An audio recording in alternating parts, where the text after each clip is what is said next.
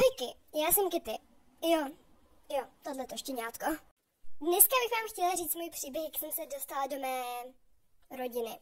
Celkově na tomto YouTube kanále s vámi chci sdílet můj život a doufám, že mi tady zanecháte odběr. A už se můžeme vrhnout na to. Začalo to tímhle inzerátem, kterým si mě páničci hnedka oblíbili. A ještě ten den si pro mě chtěli přijet. A toto je naše první shledání. Tady už odjíždíme. A tady už poprvé spínkám v novém domově. Musím říct, velice pohodlné. Bohužel jsem ještě neměla pelíšek.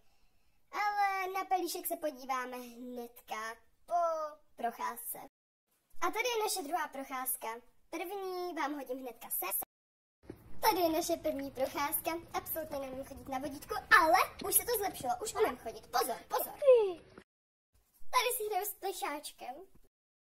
Pokud byste chtěli o mě zjistit něco víc, tak tady je obrázek, kde vám vlastně ukazuju, na co si máte kliknout.